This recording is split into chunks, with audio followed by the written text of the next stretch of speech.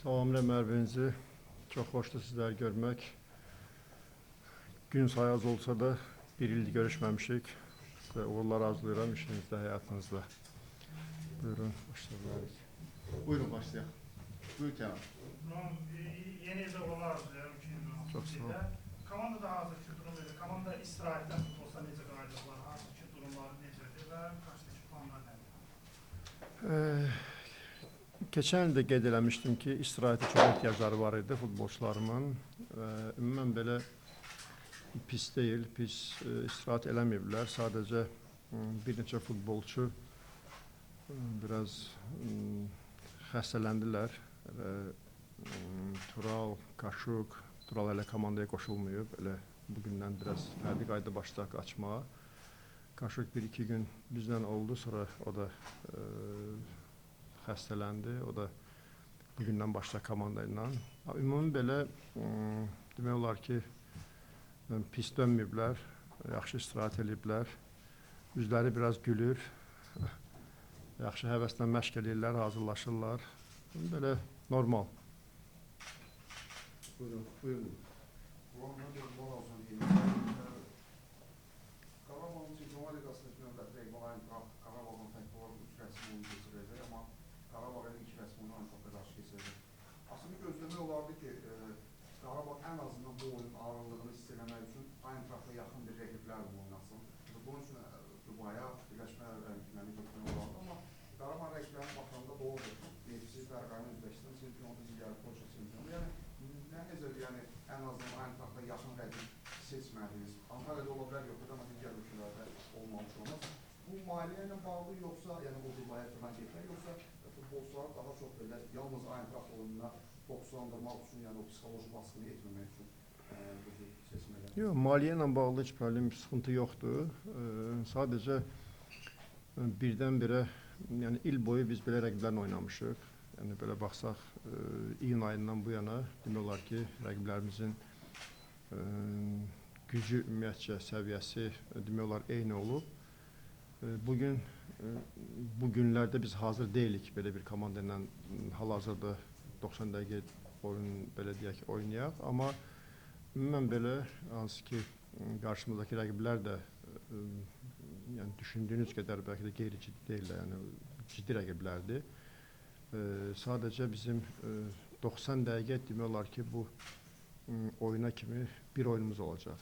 Bizim ilk oyunumuz da böyük ehtimal hazırlığın gedişatına baxaraq belə bugünkü proqrama böyük ehtimal 2 hissə, yəni hər futbolçu bir hissə oynayacaqlar.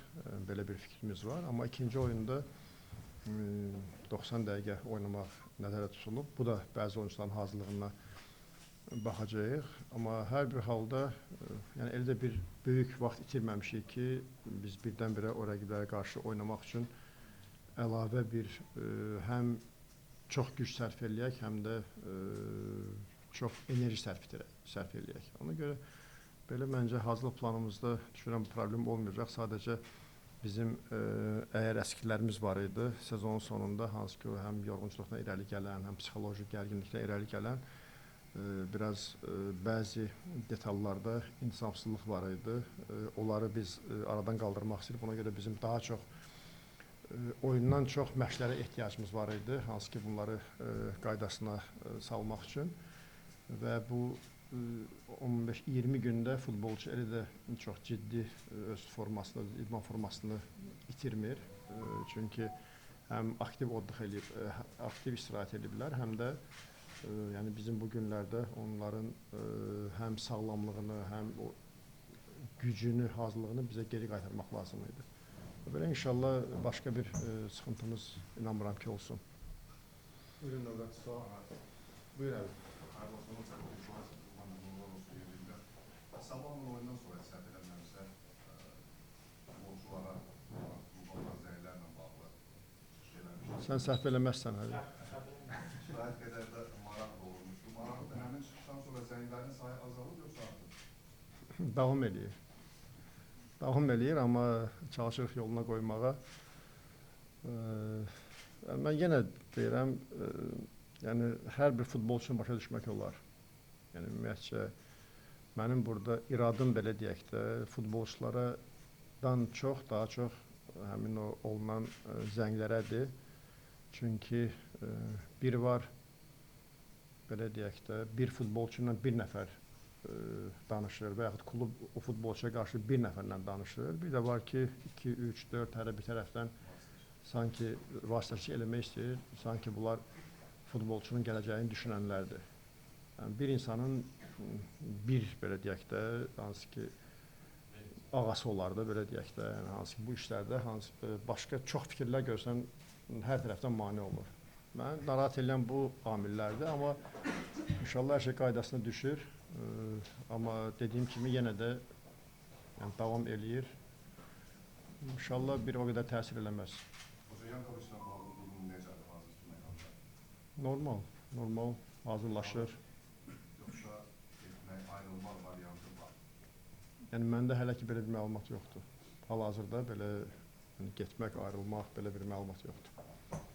Buyurun. O zaman bu Zəngçilər yerli futbolçularına aiddir. Bəs onlara nə dərəcədə maraq var? Azərbaycan futbolçulara. Var, hamısına var. Elə bəlkə də daha çox elə Azərbaycanlı futbolçulara da bizim öz menecerlərimizin də sayı çoxalıb. Elə bizim öz menecerlərimiz də o futbolçulara kənardan zənglər eləyirlər, kənardan maraqlanırlar. Elə daha çox onları narahat eləyirlər. Yəni, daha çox onları istəyirlər. Necə deyim, belə onların gələcəyini düşünən, belə deyək də, menecerlər, dostları, ətrafı daha çoxdur. Buyur Kənan. Sualı konkretləşdirək. Bu ay ərzində, yanvar ay ərzində komandadan gedən və yaxud gələn olsa? Hələ ki, belə bir konkret bir danışıq apardığımız, getməsi üçün, gəlməsi üçün belə bir konkret bir fikir yoxdur. Buyur Murad. Bunlar arzudan buyurlar. Mediada, həm xarici mediadan, yerli mediada Qarabağın transfer edildiyi oyuncularla bağlı çox xəbərlər yayılır. Bunlarsa şikayət də var, bəlkə həqiqət payı olanlar da var. Sadəcə sualım bundan ibarətdir ki, konkret olaraq Qarabağ üçün hansı mövqeyə futbol saxlanmışsınız? Sizin hansı mövqeyə transfer edirsiniz? Çünki bu təkliflər arasında həm müdafiəçilər var, həm yəni müdafiəçilər var. İnanın ki, hər mövqeyə danışıqlar aparırıq. Və hər mövqeyə mən səhv etmirəmsə, ilin sonunda da bildirmişdim fikirlərimdə, bizim hal-hazırda ən çox iş saatı ayırdığımız tərəfi, hansı ki, futbolçu, belə deyək, yəni, transferi ilə bağlıdır. Hansı ki, xeyli sayda futbolçunu nəzərdən keçirdik, xeyli sayda futbolçuya baxırıq və danışıqlar aparırıq. Bu, həm qapı xətti, həm müdafiə, həm orta xətt, həm hücum. Çünki biz ümumiyyətlə son vaxtlar durmuruq. Yəni, bu axtarışdayıq və danışıqlar gedir sadəcə görək hansı səviyyədə olacaq danışıqlar. Yəni, çox istəyirik ki, komandada biraz bəzi mövqelərdə bir neçə oyunçunu sayını artıraq. Yəni, buna ehtiyac var. Çünki biz keçən il həddindən artıq güc sərf elədik. Həddindən artıq, əgər bu il boyu belə davam eləyərsə, bizim belə deyək də futbolçuların həm gücü çatmaz, həm onların belə deyək psixoloji hazırlığı çatmaz. Bizə çox vacibdir ki, biz əgər bu səviyyədə işimizi qoruyub saxlamaq istəyiriksə, bu səviyyədə biz davam eləmək istəyiriksə işimizi, mütləq bizim mövqelərdə bir neçə oyunçunun çoxalmasına ehtiyac var, özü də normal səviyyədə. Bu həm oyunumuza bunun köməyi, həm də ki, bizim məşq prosesimizdə məşqimizin daha da keyfiyyətli keçməsinə bizim ehtiyacımız var. Buyurun. Buyur Kənan. Aynı takım oyunun nəticəsinin uyğun olaraq komanda play-off'a çıxarsa inşallah ki, o transferlərlə bağlı daha da hərəkətləndirmə yerdə çıxarda bilərmi? Yəni, o oyunun play-off'a çıxmaq sizin planlarınıza təsir edə bilərmi? Yəni, biz planımızı ona görə qurmamışıq. Bizim hal-hazırdakı situasiyaya görə. Yəni, biz Eintrachtda qalib gəldik, məğlub olduq. Yəni, belə bir fikirlə yanaşmamışıq. Yəni, biz əgər bizdə belə bir düşüncə olsaydı, biz elə qruplara düşəndə, yəni bəlkə daha artıq addım atardıq və bunu istəyirdik. Yəni, bu yenə də qruplara düşmüşük deyildi. Yəni, sadəcə komandadakı ümumi bəzi dəyişikliklər etmək istəyirdik, amma hər bir halda gördünüz ki, alınmadı, tam istədiklərimizi eləyə bilmədik və yenə deyirəm ki, bu transfer ümumiyyətcə elə bir həddə gəlib çatıb ki, o imza atıb futbolçu burada olmasa onu deyə bilmərik ki, biz bunu əlimizdə yəni bu komandaya gətirdik. O qədər olub ki, hətta yəni qiyməti qaldırıblar, razılaşmışıq. İkinci dəfə qaldırıblar, üçüncü dəfə sanki belə bizdən belə deyək də bəzən elə bil oynayıblar. Görüblər ki, istəyirik, sanki son deyirlər ki, yox da yəni icazə vermirik daha, buraxmırıq, bu futbolcu bizə lazımdır. Yəni belə hallar çox olub. Ona görə yəni bunun heç bir ona aidiyyəti yoxdur. Yəni bugünə kimi ən azından biz bu futbolçularla gəlib bu səviyyəyə, bu yerə çıxmışıq və elə bunlarla da zaten biz yəni keçəcək də mərhələ, elə çox futbolçu biz ora sahəyə sala bilməyəcəyik. Yəni elə bir böyük bir limit də vermirlər. Hər bir halda dəyişiklik etmək istəyərdik, amma yəni mən yenə deyirəm ki, bəlkə bu inanmıram futbolçular belə düşünür. Bu əlimdə olan futbolçulardan narazıyam deyə deyil. Bu işimizi daha da yaxşılaşdırmaq üçün bu addımlar atmaq istəyirik. Buyurun. Onlar Eintracht'ın oyundan çox belə danışdık, amma əsas məsələ yəni yenidən Çempionlar Liqasına düşmək üçün təbii ki, çempion olmaq lazımdır. Amma Qarabağ ikinci pilləridir. Yəni bu mövsüm Murad Musayevin vaxtında da Sabahla Qarabağ arasında çox gərgin mübarizə getdi, amma sonunda Qarabağ qalib ayrıldı. Bu mövsüm necə? Yəni çempionluqdan daha da bir narahatçılığınız varmı? Və yaxud da yəni bu liderliyi yenidən geri qaytarmaq üçün hansı planları çizirsiniz ki, yenidən Çempionlar Liqasına düşə bilərsiniz? Bu normal prosesdir. Məndə hər il narahatçılıq olub. Yəni istər Sabah olsun, istər Neftçi olsun, istər Zirə olsun, istər digərləri olsun. Onlara qarşı həmişə mən narahatçılıq olub. Rahatçılıq o vaxt olub ki, biz çempionluğu təmin edəndən sonra.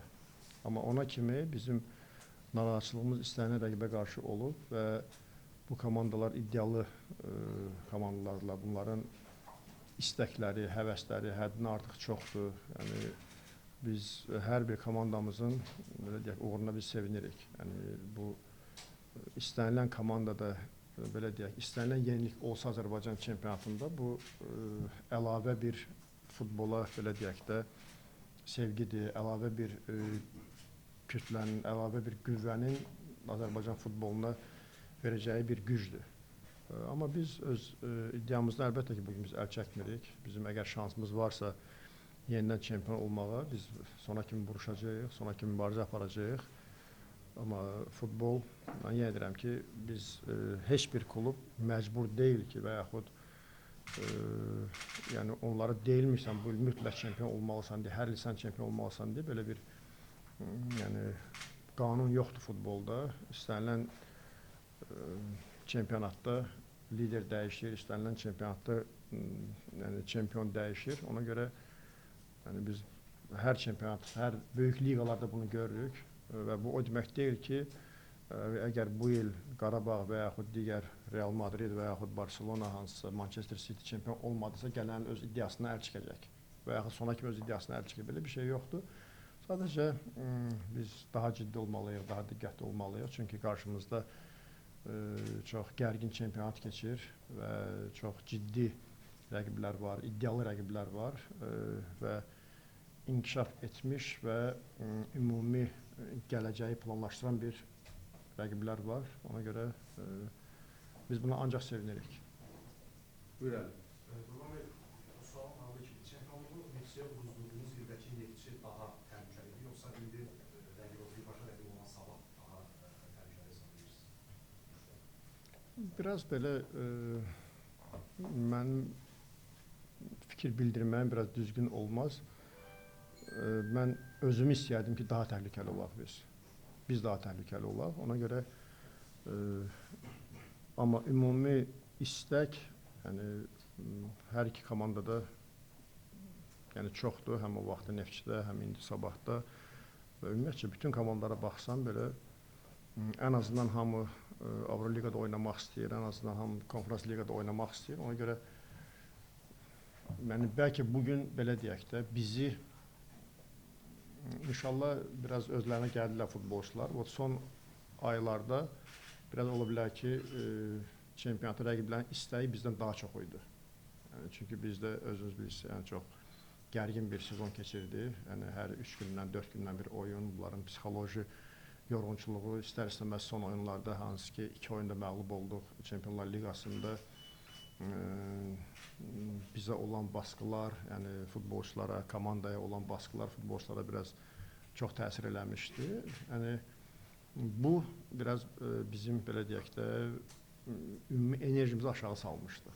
Biraz psixoloji olaraq biraz hazırlığımız aşağı düşmüşdü. Amma hər bir halda yəni sabah həm oyunu ilə, həm dediyim kimi sabahı düşünərək bir iş qurub, yəni bu hamımız üçün belə deyək, idman prinsipləri baxımından bizim üçün təhlükəlidir, amma ümumi Azərbaycan futbolu üçün yəni mən sevinirəm ki, belə bir qarşımızda belə bir iddialı klub var. Eləcə də digər rəqiblər, hansı ki Neftçisi olsun, Zirəsi olsun və digərləri, hər biri, yəni belə yəni nəyi demək istəyirəm, çempionatda sanki bütün komandalar iddialıdır, təkcə yer tutmaq üçün yox, Qarabağa qalib gəlmək üçün, Sabaha qalib gəlmək üçün, Neftçiyə qalib gəlmək üçün get-gedə bunlar hamısı daha yaxından bizləri tanıyırlar və daha da inamlı bizə qarşı mübarizə aparırlar. 2026-cı ildə ilk görüşünüz xüsusilə futbolla bağlı hədəfiniz, arzularınız xüsusilə yəqin ki, Azərbaycan çempionu olmaq, ölkə kubokunu qazanmaq və yenidən Çempionlar Liqasının qrup mərhələsində qazanmaq. Yəqin ki, bu 3 hədəf maraqlıdır. Şəxsi həyatınızla bağlı, özünüzlə bağlı 3 arzunuz nədir? 2026-cı ildə.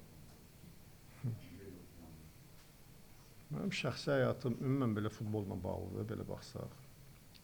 Ümumən dediyin 3 arzu, mənim ümumiyyətcə arzum həmişə olub ki, futbolda, belə deyək, sizlərin inamını itirməmək, azarkeşlərimizin inamını itirməmək.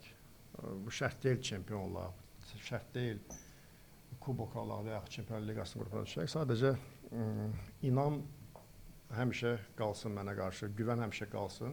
Bu mənim üçün həmişə çox böyük amil olub. O ki, qaldı şəxsi həyatda, əlbəttə ki, bu biraz mən bu barədə danışmağı ümumiyyətcə belə çox da xoşlamıram.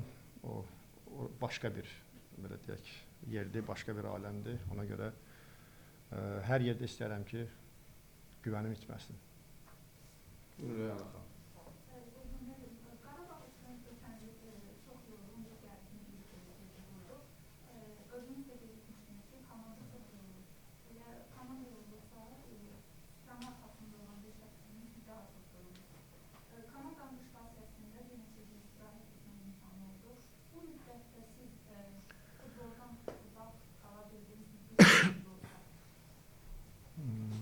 Futboldan uzaq qalmaq mümkün deyil. Hara getsəm, yenə də futbolu müzakirə edirlər. Hara getsəm, yenə son vaxtlar məğlubiyyətləri müzakirə edirdilər. İstər yaxınlarım olsun, istər dostlarım olsun. Bir neçə nəfərə çıxmaq şərti ilə. Hansı ki, məni başa düşən, belə deyək də, 3-4 nəfər, çox deməzdim. Amma qalanlar, belə deyək də, filan kəsin niyə dəyişmədin, filan kəsin niyə belə oldu, o nə bilim necə oldu. Yarı zarafat, yarı gerçək də olsa bunu bildirirdilər. Əfsuslar olsun ki, bunlardan qaça bilmədim. Və sonda deyirlər ki, yox, başlayanda deyirlər ki, düzünü sən bilirsən, sən daha yaxşı bilirsən, amma filan şey niyə belə eləmədin də. Yəni bu bizdə belə deyək də, bir adət-ənənəyə çevrilib. Amma bir neçə ən yaxınlarım var ki, 3-4 nəfər, yəni bunu, hansı ki, ümumiyyətcə bu barədə demirlər və ümumiyyətcə daima mənə belə deyək də, mənim yanımda olurlar, daima mənim fikirlərimə, mənə motivasiya verirlər, belə deyək. Qaldı ki, istirahətim, yəni inanın ki, əgər mən futbolçuların, belə deyək də, sağlam qayıdırlarsa, sağlam olurlarsa hər məşqdə, yəni onlar istəkli olurlarsa, mənim üçün bu istirahətdir. Mən özüm nə qədər istirahət eləsəm də, gəlib görsəm ki, məşqim yaxşı deyil, futbolçularım yaxşı deyil, mənim istirahətim belə deyək də, üstündən xətt çəkilir. Ona görə belə mən həmişə futbolun içində olmuşam və futboldan da belə deyək, kənar qalmağa qoymurlar. Ya gedib tək başqa yerdə olmalıyam ya da ki belə də bununla barışmalıyam. Son sual isə var ya. Qurban müəllim, xəbərlər var idi ki, beynəlxalq Qarabağ təklif olundu. O məsələ nə yerdə qaldı, niyə alınmadı? Yox, belə olmayıb. Bizə təklif olunmayıb. Məsələ bir futbolçunu gətirimizə görmək istəyirsiniz. Yəni bizim Azərbaycanlı futbolçudur, milli komandanın oyunçusudur. Amma hələ ki transfer siyahımızda yoxdur. Dostlar, futbolçularla danışdırma imkanımız olacaq. O vaxtdan əgər belə deyək də istifadə etmək istəyiriksə, yönələ görə futbolçular da sahəyə çıxır. Onlardan da ki, mənfi fikir öyrənəcəyik. İstəyirsən bir sual əgər varsa, bir sual düzdür, qardaş yardım qaldırmışdı. Son günlər mediada İmari Stadionunun yenidən ikinci məlumatı yayıldı. 2028-ci ildə istifadə veriləcək. Və sizin fikriniz nədir? İmari Stadionda ilk oyun Çempionlar Liqasının ilk oyunu olacaq, yoxsa Azərbaycan Premyer Liqasının ilk oyunu olacaq? Hansını istərdiniz? O günə kimi sağ qalmaq lazımdır mənim tərəfimdən. Amma